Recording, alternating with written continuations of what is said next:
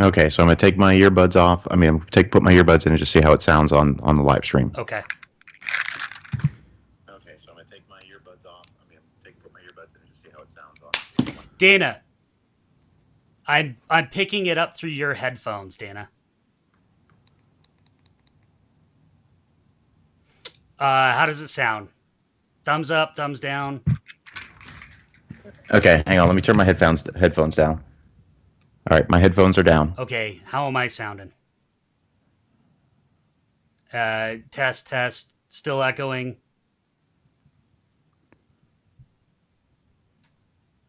Sounds good. Okay.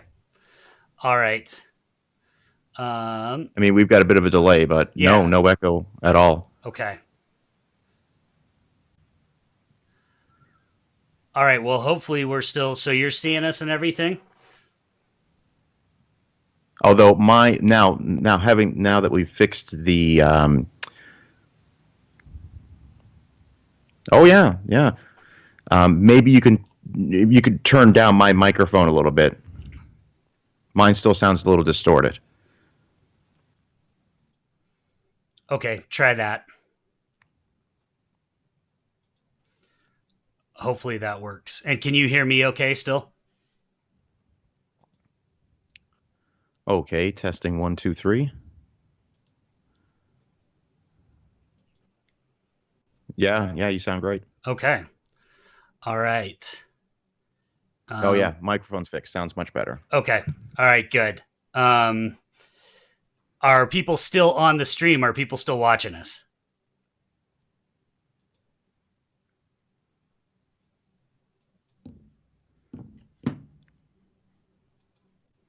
Well, we're going to have to go ahead and put it out there that we're back up and running. Okay. I'm going to put my headphones back on. Okay.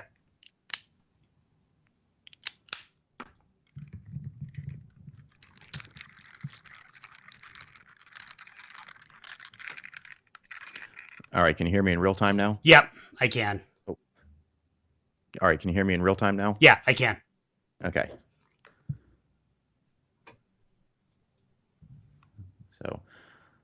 So what was happening there? Was the echo was coming through my headphones? Well, part of it was coming through your headphones, and I think part of it was also that I had the YouTube running because it was pulling the audio. It was pulling the internal system audio rather than just my microphone audio, which is what it should be pulling. Do you want me to send a tweet out really quick? Yeah, and I also just I'd like to see if anybody who's listening right now. Hang on just a second here. If anybody's listening right now, if the audio is fixed on their end.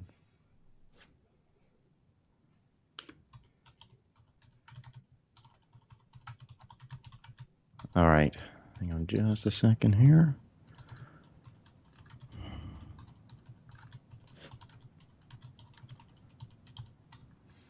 All right, I think some people are responding that it sounds good now.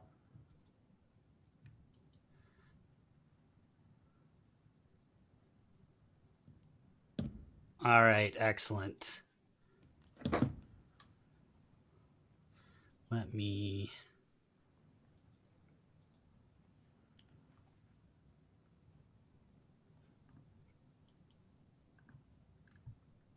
just do this really quick.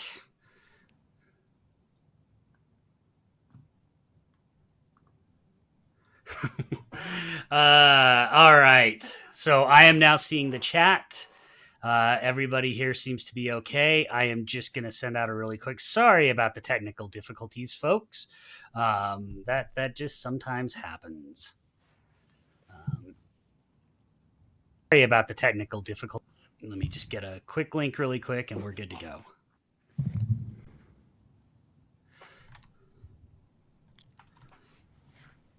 Well.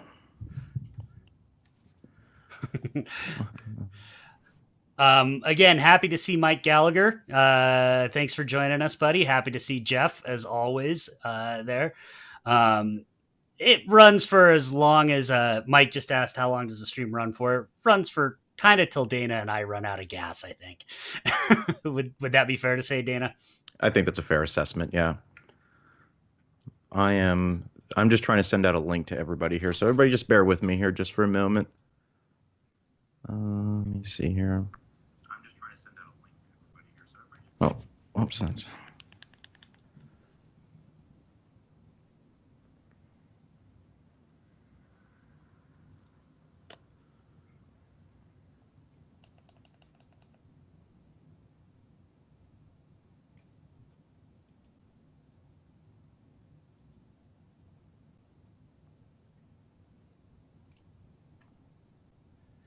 And I just tweeted out a new link too.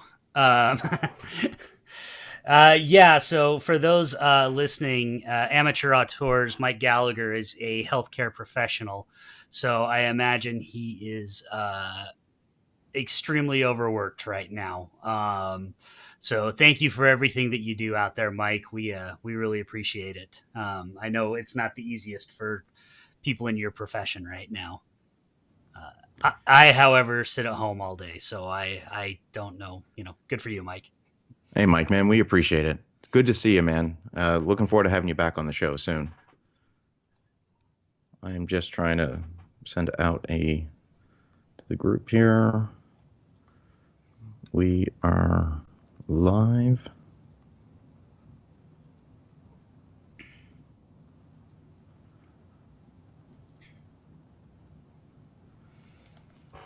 Okay, so I'm sure we'll get some more people following on in just a few minutes. But Dana, what did you have in mind for us to do tonight? well, I thought what we would do was try just some movie trivia. I think that would be a fun way to pass the time, if you will. I know we all have a lot of free time on our hands, most of us. Again, let's see here. Just a second. Somebody's texting me wanting to know when we're going to be live again. See, this is why people need to stay on Twitter. I just tweeted it.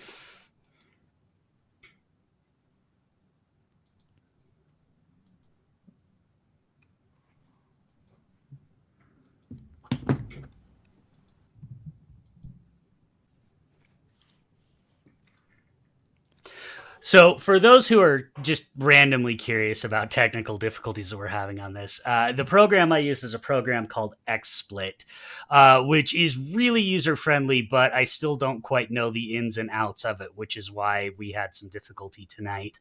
I think we zeroed in on, if you didn't hear us earlier, I think we zeroed in on that I'm a dumbass who had the YouTube window running in the background, and it's supposed to be just picking up my microphone audio, but it was taking my system audio instead. So you were getting us just echoing through to infinity.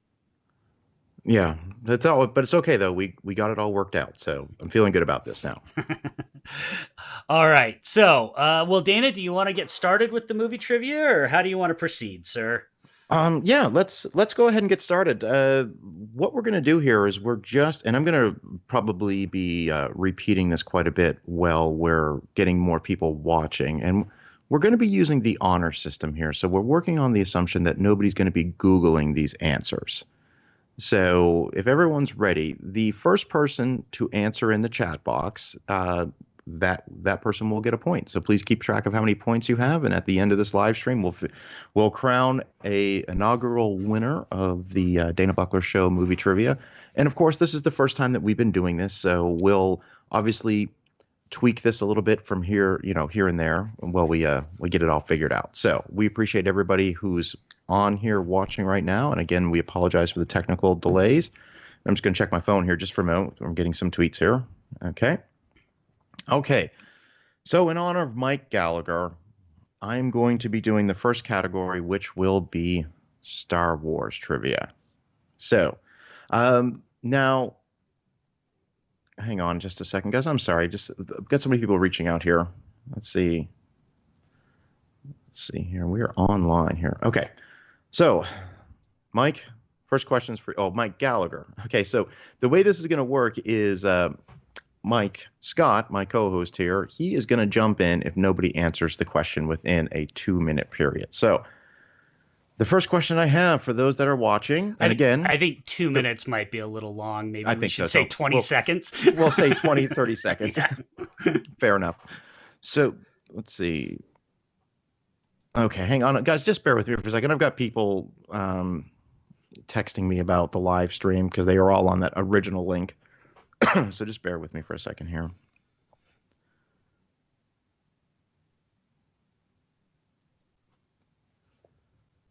Okay.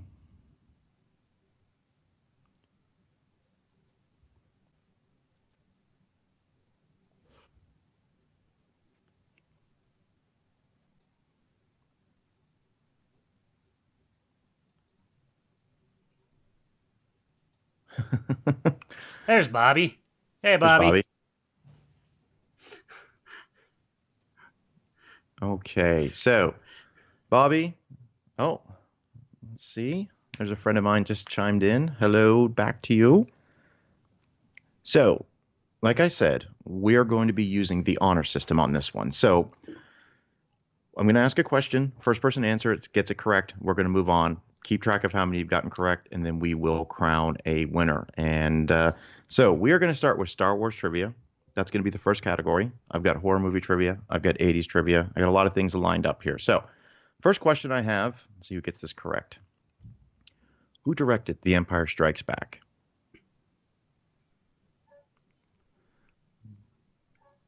Da, da, da, da, Remind me, I'll get some Jeopardy music next time we do this. All right. Really, guys? So, yeah, and so the objective overall is to try and beat me because I'm kind of the reigning trivia champ. now Bobby said not George Lucas because I remember there's like a 45-second delay from when we say it to when they hear it. So we got to give ourselves a little bit of time here. So Bobby says not George Lucas. Well, that is correct. All right. Let me see. We got the first answer there goes to Mike. Correct. Okay. All right. So the next question is, what year did The Phantom Menace come out?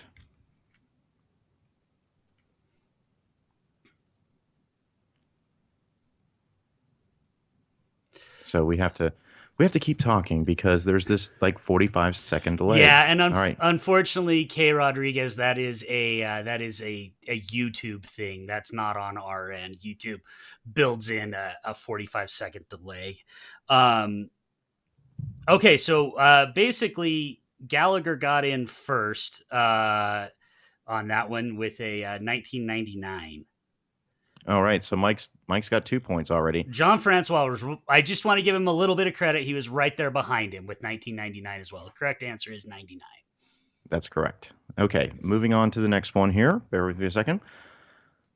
What year did the Star Wars Holiday Special come out? Well, we're waiting for the first answer. Mike, have you seen the Star Wars Holiday Special? I can neither confirm or deny that, Dana, because there's no legal way to actually watch the Star Wars Holiday Special. But yes, I have seen the Star Wars Holiday Special. We have our first correct answer, and that's going to be Bobby. Good job, Bobby. Let's see. Jean-Francois came in 1978, so That's two. Well, I'm going to actually give it. Bobby came in first, but they're both listed at 618. I'm actually going to give John Francois and Bobby a point on that one. I'm going to call that one a tie. Okay. We're going to continue with the category of Star Wars. So the next question is, what was the code name for the Death Star files in Rogue One?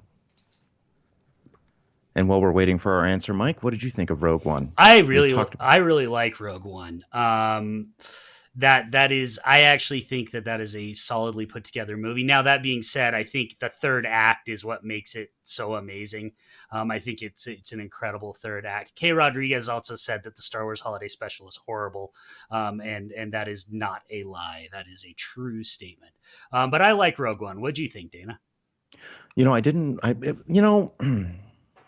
It was one of those films where I think I didn't really. It was okay the first time I saw it, but then in subsequent viewings, I ended up liking it a lot better. I think it really does benefit from watching it and A New Hope back to back, like one right after the other, because they do, for a prequel, they do lead into one another pretty nicely, I think. So Well, we're still waiting for that answer to the question, what was the code name for the Death Star files in Rogue One? So I'm going to give it 10 more seconds, and then Mike Scott, I'm going to defer it to you. I'll save you the trouble. I actually am not going to be able to answer this one. I don't know this Oh, one. this is it. Nobody knows the answer to this one. Well, what was Jen Urso's nickname from her father? Oh, yeah, it was. Isn't it? That's the hint. Somebody's going to get this. I need to clearly rewatch Rogue One again. And I thought this was going to be the easy category. Well, I mean, everybody's gotten it right, gotten everyone right so far, except for this one. Mike says moon something, star something. Okay, I'll go ahead and give the answer. The answer was Stardust. Stardust. Okay, this is going to be AKA Cody Rhodes, former wrestling identity, just for wrestling fans out there. All right, let's do one more Star Wars question, and then I'm going to move on to the horror movie category. So, what was Luke's call sign during the Death Star assault in A New Hope?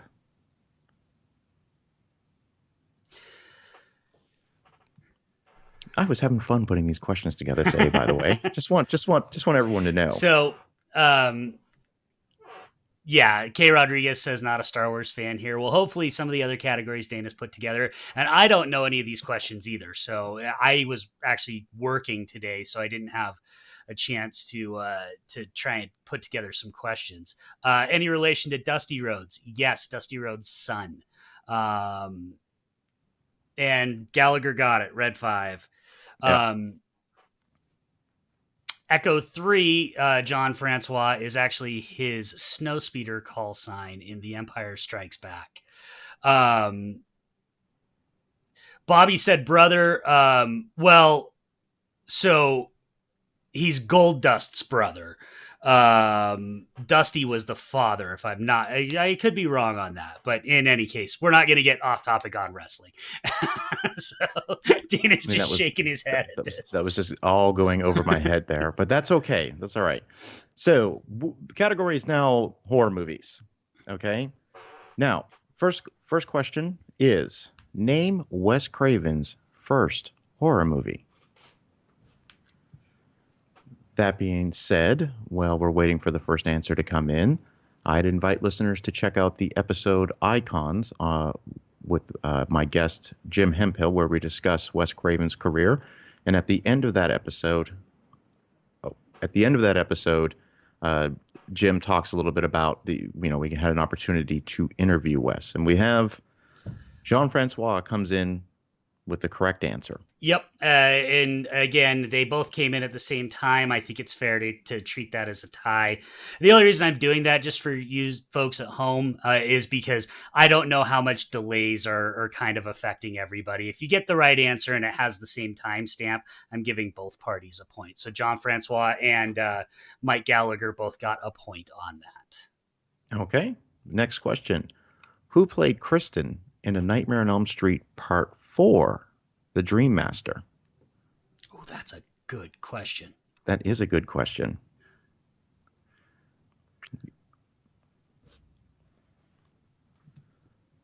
I was going to say Part 3, but I said, you know what? Let's go for the little more trickier question there. Yeah, that is a very good question. Yeah, I had a lot of time on my hands today to put all this together, so,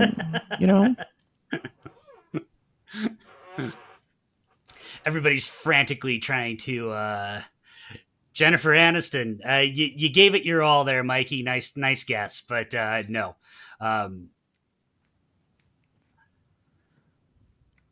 Well, we're waiting for an answer. What are your thoughts? Bobby said Arquette, referring to Patricia Arquette.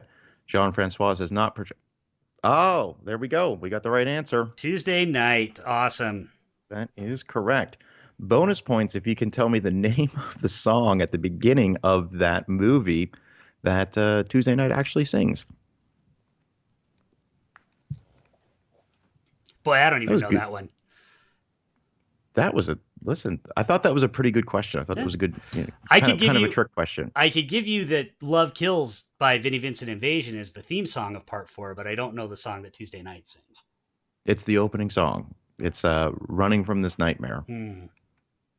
There we go. It's got some interesting lyrics. Okay. Who directed the 1998 remake of Psycho? Now that one was for you, Mike, because I know that you guys did an episode on that. Yep. For those who don't know, I did an episode with the Film Strip podcast with Jay Skipworth and his colleagues, including Hollywood Ron. Bobby got it right. It's Gus Van Zant. I encourage you, and John Francois came in just behind him.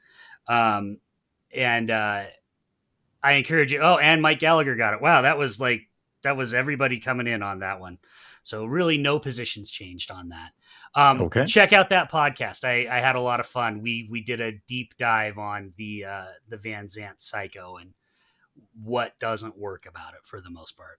Sure. Okay, so the next one is who directed The Exorcist? Which, I'd like to, well, we're waiting for an answer on that one. I'd like to remind people that we did almost a 2.5 hour long, let's see, no sound here. William Friedkin, yeah. John Francois, Anne Heche. Vince. Well, yeah, that's the cast, yeah.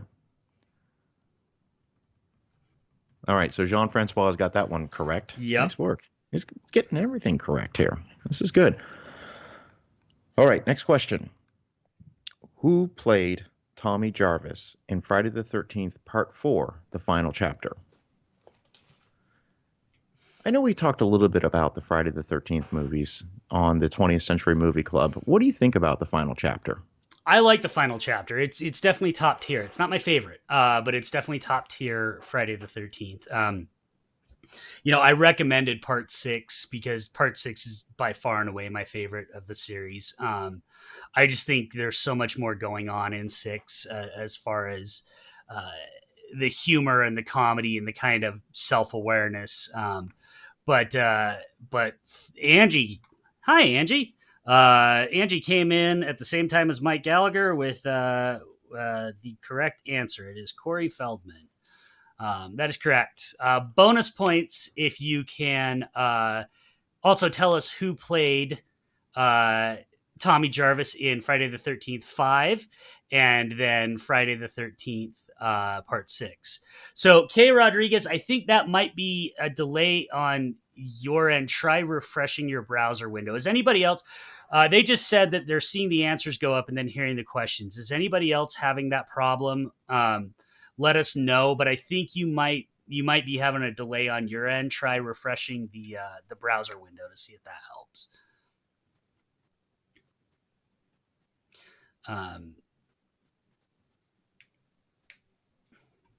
Yep. Anybody else? Oh, we slowed down a little bit there. Dana, you still with me? Like I said, we're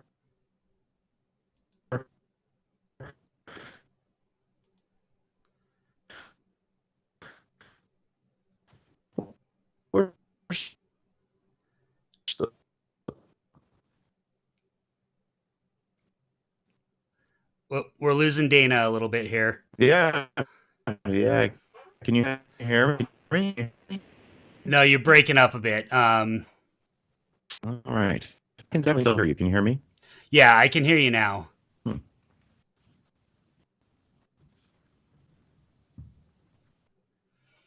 So Mike Gallagher just said I'm good on his end, but Dana, you're lagging a bit. So I'm wondering here if maybe, well, folks, I completely lost Dana. I'm gonna just I'm gonna call him. Oh nope, he's coming back a little bit there. Okay. I can hear you. Can you hear me? Yeah, I'm not hearing you, and your image is freezing up totally on me. So okay. But now you're back. Now you seem to be going okay. Bobby says he can't hear Dana. All right. Let's see. Dana, try saying some stuff again. People are saying they can't hear you. Okay, can anybody hear me?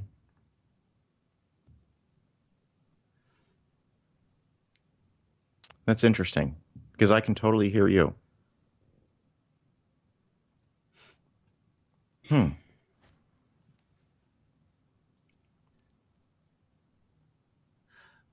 Okay, so everybody says all good now. Um, well, the reason we can't use Facebook or Zoom for this, K. Rodriguez, is because we need to be able to blast it out on YouTube. So Zoom, we actually have to invite people. This needs to be open for everybody that wants to participate. What I do think, though, Dana, is maybe the trivia is just a little too much of a delay. Okay. All right. Well, maybe we'll just throw in a trivia question every once in a while. That being said, let's go. Let's shift to. Can you hear me, Mike? By the way. Yeah, I can hear you. You're good. Okay. Awesome. Let's shift to a little Q&A. Okay. So if you guys have any questions, movie related questions, you want to know anything about, what's going on with the podcast or just what's going on in the world. Let's see. Angie says, "Can I ask Dana a trivia question?" Yes, you can. By all means. Let's see. There's a little bit. All right. Oh, yeah, this seems to be good. Let's do Q&A. Yeah. Q&A, Wait, and if see, you guys want to hit us with trivia questions, go for it.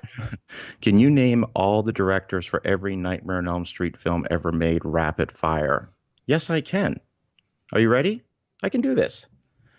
I hope I get the years correct, so just bear with me, okay? So 1984 is Elm Street 1, Wes Craven. 1985 is Elm Street 2, Freddy's Revenge, which is directed by Jack Sholder.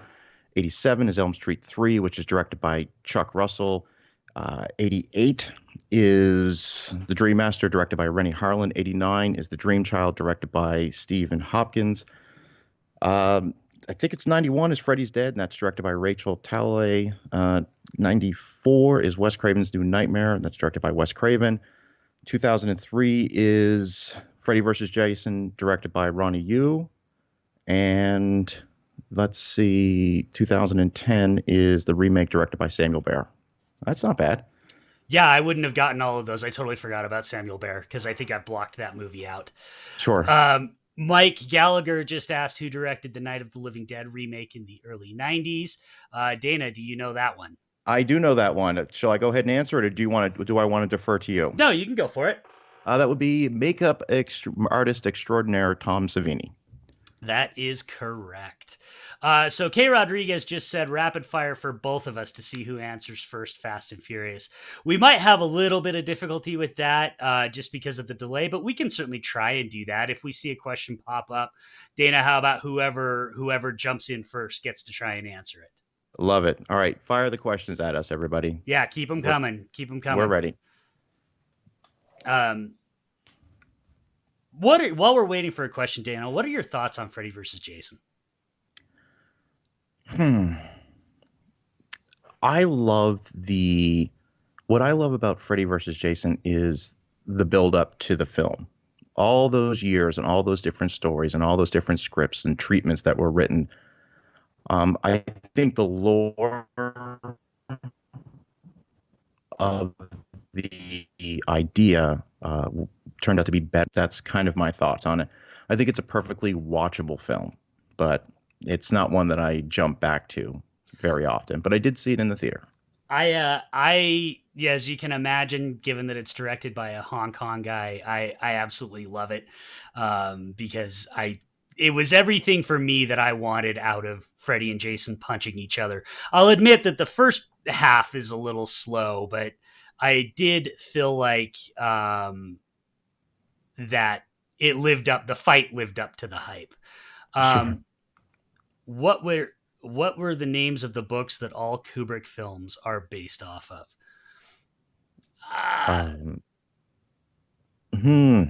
Well, that's a great question. The Shining. That's what I've got, guys. Sorry, I've never claimed to be a Kubrick expert, so I'm going to defer to Mike. Go ahead. All right. You, buddy. Okay. So, working backwards, was Eyes Wide Shut actually based off a book? Because if it was, I don't know that one. Full Metal Jacket was based off The Short Timers. Obviously, The Shining, Clockwork Orange, 2001, Barry Lyndon.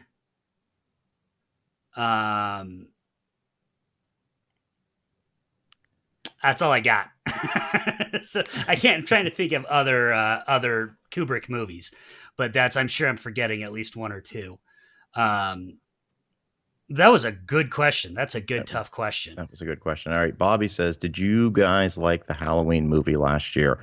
This is what I would say. In my opinion, um, the Halloween film that came out on the 40th anniversary was the best, se- would have been the best absolute sequel to the original Halloween had there not been 13 other films wedged in between. If they had just made the 78 film and then made this one in, 40 years later, I'd have been all on board. But having said that, I think that a lot of the luster was taken out of it for so many sequels. Because of so many sequels. What about you, Mike? So I'm actually, I liked it fine. But I was a little disappointed because I thought it was basically the exact same movie as Halloween H2O, and I really liked Halloween H2O. And I frankly thought H2O, for that cathartic Laurie Michael showdown, was a lot more, uh, I guess, to repeat myself, a lot more cathartic than the one that came out in Halloween 2000 and 2019. So I am. I liked it, but I think H2O did it better, which is going to be sacrilege for some people. But Steve Miner all the way. Okay, yeah, I was trying to name the books. The only one that I knew of that was a different title was The Short Timers, but uh, and that's probably because that's the only book of Kubrick's that I read, or books that Kubrick made movies of that I actually read. I guess I read A Clockwork Orange too. Angie has one that you and I should both be able to answer, Dana. I mean, the question for those is, what was the first sports movie to win Best Picture? So I'm just going to go out there and say Rocky. That would be the correct answer. Okay. All right. I actually saw that exact question when I was trying to come up at a little bit of downtime. I was trying to come up with questions earlier today for this, but yeah, that is the correct answer. Hey, Oh Zachary, by the way, boy. welcome, welcome. So, John Francois, who do you think really directed Poltergeist? You are asking me and Dana to kind of get into it here a little bit on this one because he and I do not agree on this one. Yes, just for the record, Steven Spielberg 100% directed Poltergeist. And just for the record, Dana just shit on Toby Hooper's grave. Toby Hooper 100% directed Poltergeist. If you've ever seen a Toby Hooper movie, it radiates Hooper. Well, I'm going to say this is the same thing as I call it kind of the George Lucas effect. Even though Irvin Kershner and Richard Marquand directed Empire and Jedi respectively, Lucas was always the hand guiding it. And I believe that Spielberg, the only reason he didn't direct Poltergeist was because the DGA wouldn't let him because he had too much going on at the same time. So, I mean, it's a working theory of mine, but he was on set during the entire shoot. Yeah, as a good producer should be. Does that mean Jerry Bruckheimer directed Crimson Tide? That's good. That's a good point. Well said. Well said. Anyway, this is one of those questions that there's not going to be an answer for, unfortunately, because everybody that could have answered it is basically, well, Hooper's dead, and Spielberg has always maintained that it was Toby's movie. So for what it's worth, uh, either you believe Spielberg's lying or it was Toby's movie. So Okay. All right. That being said, I think we both can agree that that Poltergeist is a fantastic movie. oh, for sure, 100% fantastic movie, and it definitely is. It definitely is a. I mean, there's certainly Spielberg vibe to it. It's got that Amblin vibe. There's no question. The thing for me that always sells it as a Hooper movie is it doesn't aesthetically look anything like a Spielberg movie, but it looks a hell of a lot like a Toby Hooper movie, especially the movies he was making in that era. If you watch Life Force or Invaders from Mars, they're all very aesthetically similar. Paul just said he recently watched Ready Player One, found it to be disappointing. He said the most disappointing Spielberg movie. I kind of disagree with that. I guess I had a good time with Ready Player One. What did you think of Ready Player One, Dana? I'm just gonna say it. You know, I was a little trepidatious going into the movie. Basically, um, you know what? I saw it in 3D in IMAX. I think that was probably the optimal setting to see the movie. Um, I I thought the movie was fine. I didn't dislike it, but had no. I guess the best way to describe it is it's a Steven Spielberg film. He's one of my all-time favorite directors, but I have no interest in revisiting it. But I'm going to say what Mike said, Amateur Auteurs, where he asked Paul, more disappointing than Indiana Jones and the Crystal Skull. So I have to, I'm going to have to agree with Mike from Amateur Auteurs. Hey, Danny, welcome. Well, and I would also say that people should watch Always, because I think that is by far and away the most disappointing Spielberg movie. I liked Ready Player One. I hated the book. Hopefully that doesn't offend anybody out there. I thought the book was sort of incel wish fulfillment crap. And so Spielberg doing what he could with that source material, I thought he did a really good job, and it had a giant Gundam in it, which is always going to make me happy. So I'm never going to complain about a movie with a Gundam. All right, sorry, go ahead, Dana. No, and I was just going to say that obviously the nostalgia factor played in huge for me in that one. All the references. I mean, I'm a child of the '80s, and so I mean, like it struck all the right chords with me. But again, it's not something I've got all the time in the world right now, and I'm catching up on a lot of films, and that's not on my list. Kay Rodriguez also just asked us a trivia question. What was the only sports film by Ron Shelton to get him an Oscar nomination? Do you know this one, Dana? Chariots of Fire? I'm going to guess it was Bull Durham. I don't know that for sure, but I'm going to guess it was Bull Durham, and I think it's probably an Oscar nomination for screenplay. Paul just said Ready Player One was just Remember This, the movie. You are correct, Paul. I would say look at that. If that's you definitely want to stay away from the book, because the book is even more so Remember This, the book. But instead of 2.5 hours, it's 400 pages. So yeah, that's absolutely the source material. Hey, I got that right. Awesome. Bull Durham for screenplay. Good to know. All right, okay. keep those questions coming, folks. We're getting some questions good coming. Yeah, we're, this is good. We're enjoying this. Well, we're doing that. I mean, I did come up with about 50 trivia questions, so I'll randomly throw in here. I want to hear you guys speak about physical media and its future. all right. So which one of these do you want to take first? You want to talk about physical media first, Dana? Yeah, let's do it here. Let's talk about physical media. So, okay, right, Chariots of Fire. I'm sorry. Yeah, I deserve that. All right. So the question is, what is the future of physical media? There is no future. It's going to go the way of vinyl records, and maybe we'll have a resurgency at some point. If you are someone who likes physical media, I think you should buy up as much as you can. I would recommend going to pawn shops. You can typically find Blu-rays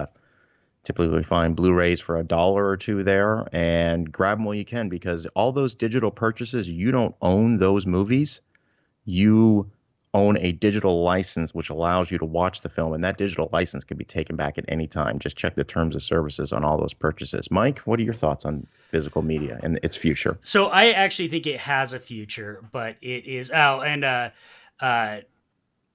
several people are commenting on the figures behind me. Thank you very much. Yes, and I'm very pro Superman and Supergirl, so there's a lot of them back there. I think it's going to be niche. I think it's going to be like vinyl. There's people like me, and especially as long as companies like Shout Factory and Arrow and Criterion are still putting out physical media, I think it's always going to have a life. It's just going to be like vinyl. It's going to become a very expensive niche market, which it kind of already is. But on the flip side, we're also getting movies on Blu-ray and 4K. I have right, you can't see it on camera, but over here I have a 4K UHD of Tammy and the fucking T-Rex. In what world were we ever going to get Tammy and the T-Rex on 4K? But for we have companies like Vinegar Syndrome, and those companies are never going to go anywhere as long as people like me are still buying. So I think physical media is going to stay forever. I just don't think it's going to be the big broad category that it was. All right. All right. I am going to try and scroll up here a little bit if I can. Yeah, and I just want to say real quick, Mike from Amateur Outdoors, thanks for watching, man, and thanks for what you're doing. We appreciate all your work, and we'll definitely have you on the show again soon. All right. Stay safe, buddy. All right, we had a couple. Somebody wanted, I think it was Paul, Dana. They wanted you to reenact your favorite scene from Jaws. Reenact my favorite scene from Jaws. Well, that's kind of a question that's gonna take a while for me to figure that out. What's my favorite scene? How do you? That's my favorite movie. Favorite scene from Jaws. Do you ever even break it down to my favorite scene? I mean,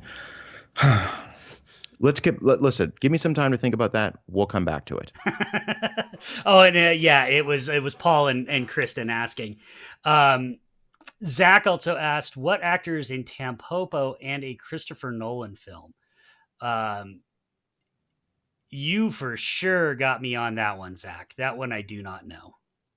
What was the question again? What actors in both Tampopo and a Christopher Nolan film? I don't know. Please, let's have the answer because I have no idea. Yeah, I have absolutely no idea. What's your favorite Superman film, Mike? Who is your favorite Superman actor? So, favorite Superman film and actor is Superman 1978, Christopher Reeve. Yeah. I actually think that there has not really ever been a bad Superman actor. Like, I don't think there's ever been a bad Superman. I think there's been some not great Superman movies, but I don't think there's been a bad Superman actor. I think Brandon Routh was great. I think Henry Cavill was great. I think even Dean Cain was pretty great. But they haven't always had the best movies supporting them. Kay, I'm sorry that the delay is going up for you. I'm struggling a little bit on my end here, so that could be a little bit on me, but unfortunately I have fiber. I have Google Fiber, but I can only do so much with my CPU. So try and hear a little bit. Zach said Ken Watanabe is in both Tampopo and Inception. But to also go back to the Superman thing, it is almost impossible for me to not be like genetically, like I friggin' love Superman. Any Superman thing is playing on easy mode for me for the most part. So yeah. I'm a huge fan of the original 1978 Richard Donner directed Superman. That's a movie that certainly takes its time. It's the true definition of a slow burn. It's a movie that you could not release in 2020 in its current state. You would have to shoehorn in about 6 action set pieces before you get to the first real action set piece in the 78 film, which is, I think, an hour into the film. So, but I love it. I love the characters in it. Christopher Reeve is fantastic in it. Gene Hackman, Margot Kidder.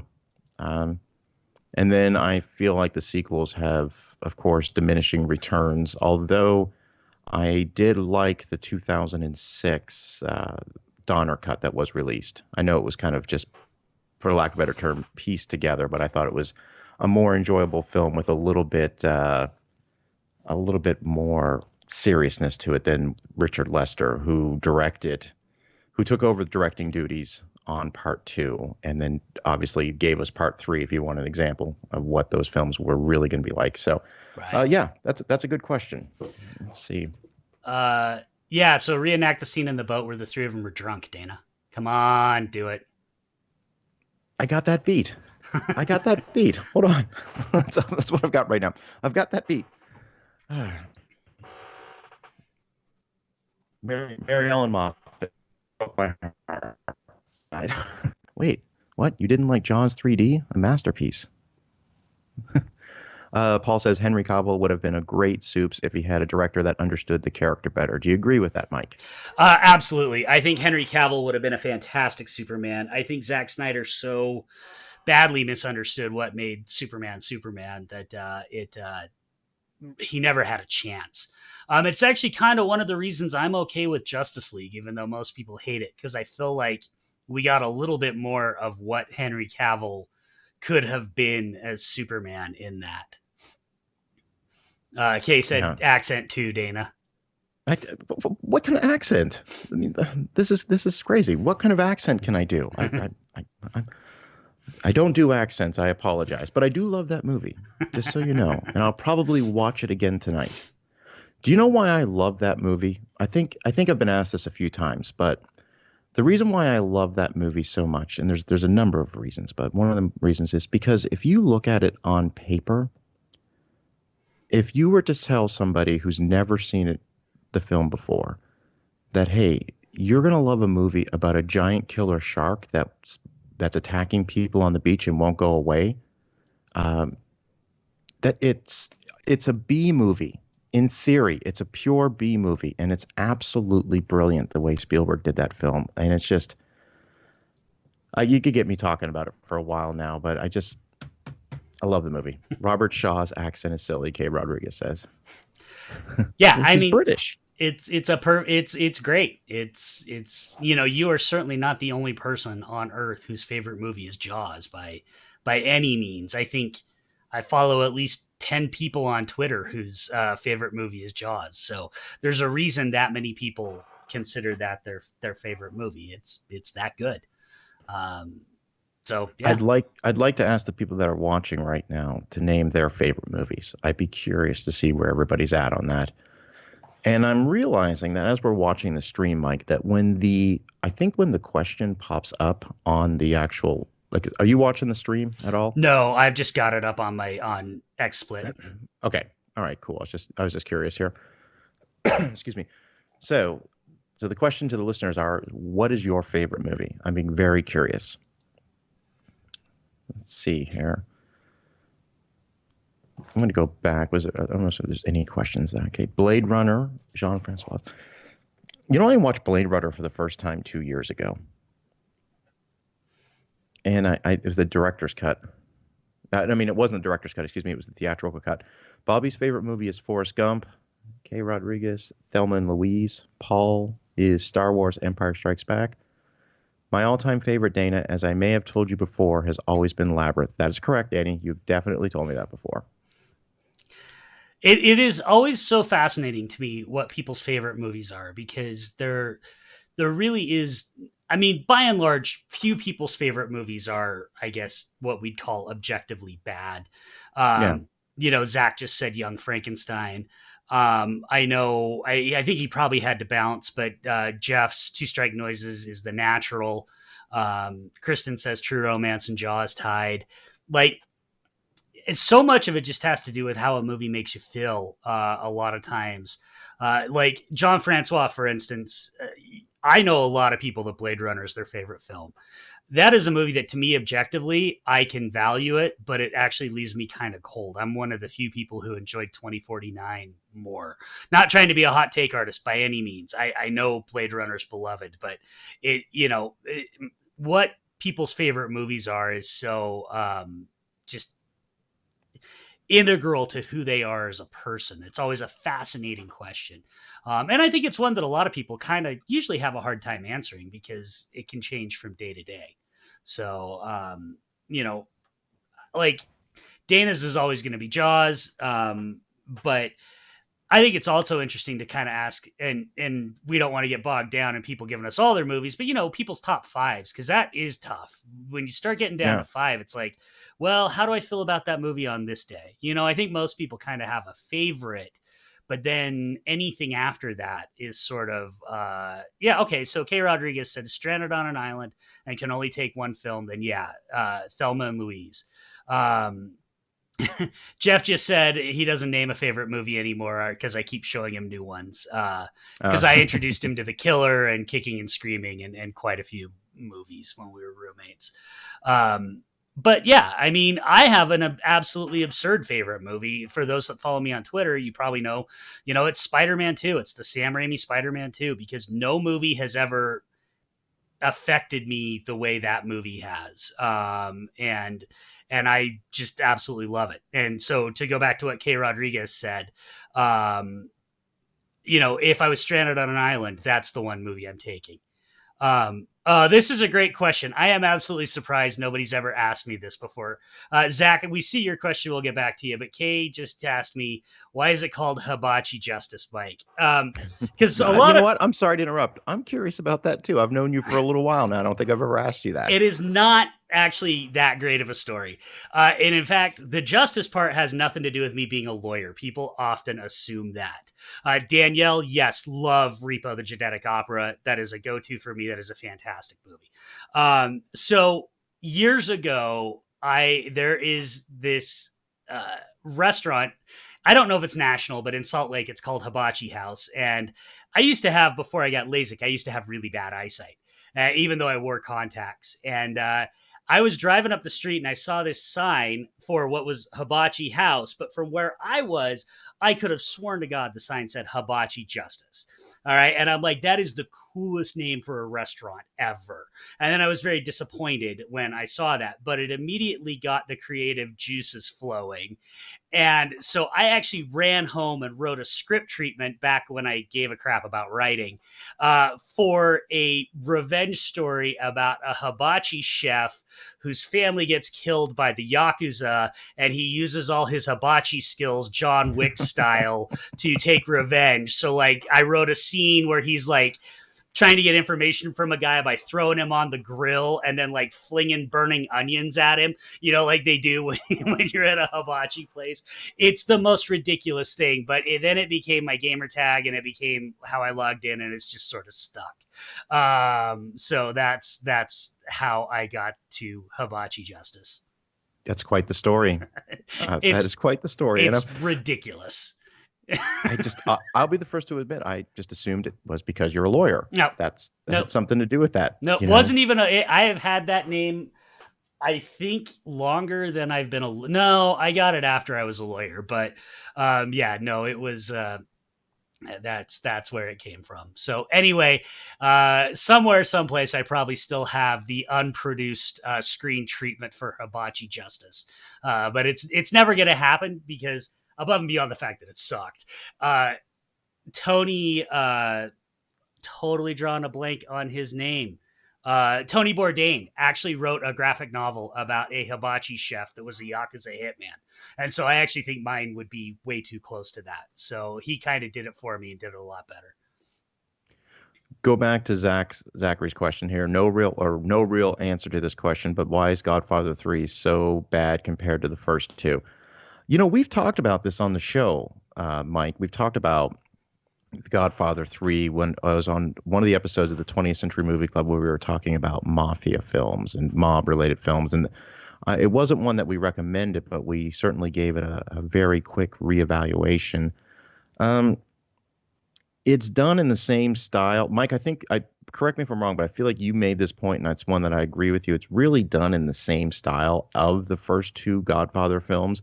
Very, very much take your time, very much a slow burn, long character developments. And by the time we got to 1990s audiences, it was probably taste had shifted a little bit. And, of course, the easy answer to that is always the acting of certain people involved. But I have reevaluated the movie, and I think it is not on the same level as The Godfather, and certainly not on the same level as The Godfather Part 2, which is the masterpiece of the trilogy. But I think it is a good companion piece to the story. Mike? Yeah, I mean, that's what I said. Really quick, Kay Rodriguez. Yes, Anthony Bourdain from No Reservations. He wrote a two-part graphic novel series about a hibachi chef that is a Yakuza hitman, and it's actually pretty good. I don't remember the name of it off the top of my head. It might be Jiro, but I also know that was the documentary he produced. But I think it is Jiro. So you can just search Amazon for Tony Bourdain and it'll pop up. It's a pretty decent read. Yeah, I mentioned this on when we talked about it on Movie Club that I think Godfather Part 3 is a perfectly reasonable conclusion to the epic. I think it needs to be watched in close approximation with the others because I think you need to see the through lines. I think the biggest problem is you can't wait 15 years for a sequel. I mean, very few 15-year later sequels, Mad Max Fury Road notwithstanding, are ever very good. And I think it got such a bad reputation because movie going had changed by 1990, and we just weren't that interested in it. So, but I think Godfather 3 is solid. You're right, Dana. It's not on par with 1 or 2, but when you're talking about arguably 2 of the 10 greatest movies of all time, what you want all 3 of them to be in the top 10 list, it's never going to happen. So the fact that we got a decent movie, 2 good, I think, movie out of it, we should probably be a little more forgiving of it. Mike, is Die Hard a Christmas movie to you and then also to me? So I'll defer that to you, and then I've got a fun little Die Hard related story to go with this. Yeah, it's a Christmas movie. I don't watch it on Christmas, but it's a Christmas movie. I think, contrary to what some people say, I think Christmas is integral to the, if not the plot of that movie, although I think it is integral to the plot of that movie, it's also integral to sort of the vibe and the feeling of the movie. So I think it absolutely is a Christmas movie. On a technical level, it takes place on Christmas Eve, so one could argue that it is a Christmas movie. It's not one that I seek out around Christmas time, but if I'm asked what the greatest action film of all time is, it flip-flops between 3 choices, which is Predator, Die Hard, and Terminator 2. So it is amongst my all-time favorite films. And then just a real fun little point here. I went to Los Angeles in February, the end of February. I went to Los Angeles for 4 days, and the person's house that I was staying at, he lived in West Hollywood, up in the hills, and the bedroom that I picked out, when I opened up the shades, just a few blocks down the street was the Die Hard building right there. And for me, listen, I'd never been to Los Angeles before. That was to me, that was better than seeing the Hollywood sign. Like every morning I'd wake up and see the Die Hard building, the Century building, or Nakatomi Plaza, if you will. So it was awesome. Nice. Follow up to both of us. Are they terrorists or thieves? I'll let you take that one first, Dana. Oh, they're completely thieves. They're not terrorists. Even Han says, who said we were terrorists? No, this was 100%. It was purely a robbery. Yeah, I would 100% say they're thieves. They're not terrorists. There's no political agenda to what they're doing. They're absolutely thieves, I think. Terrorism implies a political goal, and they don't have one. Bobby asked, what do we think of Dumb and Dumber? And he knows I don't like stupid, funny movies. Dana, what do you think of Dumb and Dumber? I love the first Dumb and Dumber. And that might be nostalgic playing on me because I was in high school. I saw it a couple times in the theater, and look, I'm a sucker for movies that have great one-liners that stick with you. And that movie, obviously the one-liners in that one really sticks with me. And I think it's perfectly watchable. That being said, the sequels, they don't exist in my world. Yeah, Bobby, you kind of probably already have a sense of where this is going. I am not a fan of the Farrelly brothers at all. They're not my bag. And I really don't like Dumb and Dumber. I actually probably dislike Dumb and Dumber the most out of almost all of their movies. I know everybody loves it. I know it's a classic, but this is why I'm very upfront about I don't like comedies, because that way people leave me alone. So. There's some comedies you like. I've gotten to know you well enough. Yeah, no, there definitely are, but I definitely skew more towards witty kind of dialogue driven, like Noah Baumbach or High Fidelity is a perfect example because it's very dialogue driven. It's very much about characters and dialogue, not people. I've always said it's people falling down that just I don't really find that amusing. Um, All so right. yeah. Quick question for you. Zachary says, Mike, you said Spider-Man 2 is your favorite movie. How do you feel about the other non-Tobey Maguire movies? Well, so much like Superman, it's pretty impossible not for me to at least get some joy out of Spider-Man. So I've always found things to like in everyone. I think the first one is terrific. I think it's not as good as two, but it's absolutely terrific. I think I like Spider-Man 3 just fine. Although it's a mess of a movie, but I think there's enough Sam Raimi in there that I enjoy it. The Andrew Garfield movies, there's parts in them that work. I don't revisit them though. I'll leave it at that. The Tom Holland ones are actually a little bit disappointing to me. I think he works better when he's a guest in other MCU movies than he has in his first movies so far. Although I will say I liked Far From Home better than Homecoming. And Spider-Man Into the Spider-Verse rivals Spider-Man 2. Had I been the age I was when I saw Spider-Man 2, or that, to see Into the Spider-Verse, I would love that as much as I love Spider-Man 2. That movie's absolutely incredible. So that one's just perfect. There's nothing I would change about that movie. Kay Rodriguez said you don't like comedies at all. It's not that I don't like comedies at all. It's just a certain type of comedy that I really don't like.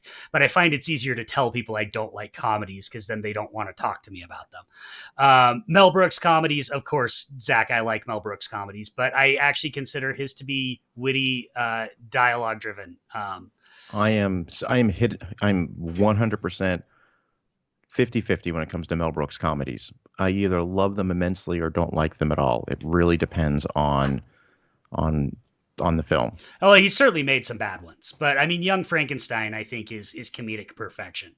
But I would actually consider that a dialogue driven movie. Well,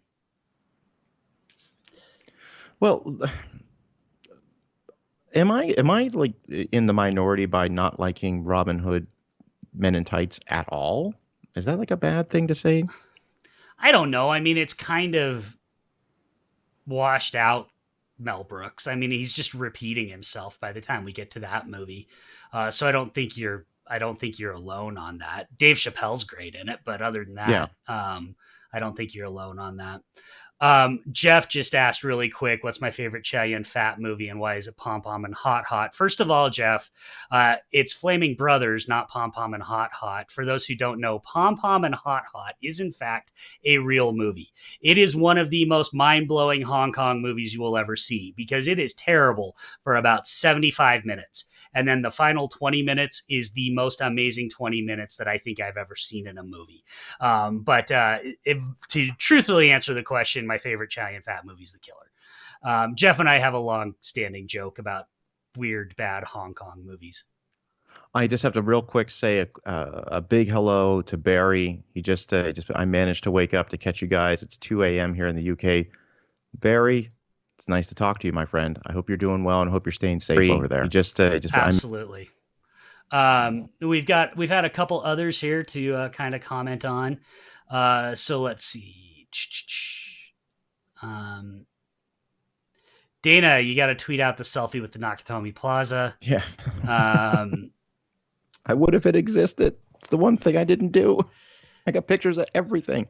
Paul said Tom Holland is the best. Tom Holland Spider-Man's the best Peter Parker, period. I would agree with you that he's the best Peter Parker, but to be honest, I think he's the worst Spider-Man. And that's kind of the problem I have with it because I don't want to derail this Q&A with my deep thoughts on Spider-Man and what makes Spider-Man a character, but he's a fantastic Peter Parker. I just don't think they're using him as Spider-Man well. Just want to say a quick hello to Dory. Dory, how are you? I hope you and Ken are staying safe. It's good to see you. Danny says, what do you guys think of Nothing But Trouble? I have never seen Nothing But Trouble. I have been told many times over to never see that movie. Mike? I saw it a long time ago. Again, I didn't love it. It wasn't for me. I'll always rewatch these again. Like and I, Dana, we talked about what was the Chevy Chase one that you really liked that I didn't. Funny Farm. Funny Farm. I'm always willing to give them a chance. I got no problem rewatching movies and giving them a chance. So, because tastes change, my tastes are not set in stone. Kay Rodriguez asked a really interesting question, I think. What horror films do we like analyzing most? And then followed up with like Cabin in the Woods. Don't know if you've ever done a podcast on that, but how would you go about talking about that one? Well, Cabin in the Woods for me represents a film that's 100% self-aware, and I really enjoyed the movie. I've only seen it once, and I have nothing but great things to say about it. And I think for me, it was one of those ones where I had a great time watching it. I just loved the concept behind it. I wish they would have had a little bit more money so they could have gotten the license on a few horror movie icons. But other than that, I thought it was fun. I thought it was a really fun movie. I certainly enjoyed it. And if I was flipping through channels and I came across it, I'm sure I would stop what I was doing and continue to watch the film. What about you, Mike? Yeah, no, I love Cabin in the Woods. That's actually one of my favorite horror movies. My favorite genre of horror is actually really horror comedies, a really well done horror comedy, because I think that is such a difficult balancing act to pull off, because a lot of times either the comedy doesn't work or the horror doesn't work. And so to do something like Cabin in the Woods, where you're able to walk that tightrope and get both of them to work almost perfectly, is really, I think, something spectacular. The other thing I really love talking about with horror movies is just the construction. I think so much more than other movies, horror movies are all about the creation of the puzzle, right? Putting the puzzle pieces together. And so that's one of my favorite parts of them. Paul says, "What's your favorite John Carpenter film?" What is your favorite John Carpenter film, Dana? I don't know that. Well, I listen. I know how you feel about John Carpenter. I have a lot of respect for him. So I'm going to say my favorite John Carpenter film, probably the one that I've seen the most. And I know people would probably say, well, Halloween's probably the easy answer. But for me, I would say Escape from New York is my favorite John Carpenter film. Nothing wrong. And a lot of that has to do with Kurt Russell as well. Nothing wrong with that. That's a rock solid answer. I love Escape from New York. Mine is actually The Thing. I think The Thing is the best horror movie that's ever been made. I think it's probably going to be the best horror movie that's ever made. I don't know that I could ever imagine a movie topping that. So for me, it's The Thing. But yeah, if you've listened, I pretty much... Memoirs of an Invisible Man is about the only Carpenter movie that I can't take some joy out of. So, asking me to pick my favorites, like asking me to pick my favorite kid that doesn't exist. It's Big Trouble in Little China, Dana. Okay. All right. That's a good movie. That's fun. I like that movie. Barry says great movie. Mine is also The Thing. Let's see. I'm not a horror fan, but I'm getting to appreciate certain films and what they stand for, with, of course, Night of the Living Dead. Interesting. Okay. Well, Mike, what do you think? Yeah, I mean, we had some technical difficulties at the start, so I wanted to keep this running just a little bit longer as a thank you to everybody that put up with us struggling through this. I do think, though, that the delay is going to affect a lot of real-time interaction. So, maybe we do something on Facebook or Zoom or that gives us a little more quick interaction. But I do like this, you guys asking us all questions. So that's a lot of fun. And I'm always happy to, hear myself talk. Yeah. And again, we appreciate everybody that took the time to watch this. I talked to Mike last week about, let's try some live streaming. We are both new at this. So, there's going to be some kinks that we have to work out, but we're definitely Kristen asked for the story of Ice Pirates. Okay, real quick. The story of Ice Pirates is like this. When my brother and I were very, very young, my dad took my brother and I to go see Pete's Dragon. I mean, I might have been, it was re-released in theaters, and I might have been 4 or 5 years old. And my dad it was at a mall, it was at a shopping mall where the movie theater was. And my dad takes my brother and I, buys us tickets to Pete's Dragon, brings us to the movie theater. Turns out he dropped us off inside the wrong auditorium, and I saw Ice Pirates when I was 4 or 5 years old, which is still rather traumatic if you've ever seen Ice Pirates. So that's my Ice Pirate story. To this day, still haven't seen Pete's Dragon. So, Man, I used to watch Ice Pirates all the time when it was on HBO. That was one of my favorite movies when I was younger. I can't believe that came up because I had Alejandro Gonzalez on the show today. We'd recorded an episode, and I asked her to come up with some movie recommendations, and she recommended Dune as one of her, go-to guilty pleasure type movies. And I told her that I always mix up Dune with Ice Pirates when I start thinking about it. And she's like, she hadn't seen Ice Pirates. So this is the second time today I was actually actually talking about Ice Pirates. So, all right. Well, listen, everybody, thank you. Thank you so much for watching. Yeah. And it's been awesome. Mike and I, we're going to confer tomorrow. We'll figure out when we're going to do another live stream. And we're coming up with ideas, and we'd love to hear some ideas from you. Dory, thank you very much. It was nice that you were able to pop in for a moment. Please tell Ken I said hello. And when all of this is over, we're definitely want to all get together again sometime soon. Danny, have a good night. Thank you. Zach, absolutely. Bobby, thank you. Barry, thank you. We appreciate everybody. Yeah, thank you. Kay, feel free to reach out to me on Twitter. My DMs are open if you want to ask me that question offline, because I'm happy to talk about that one. Yeah, thanks, guys. Everybody will do this again, like Dana said. So we'll see you hopefully soon. All right, everybody stay safe.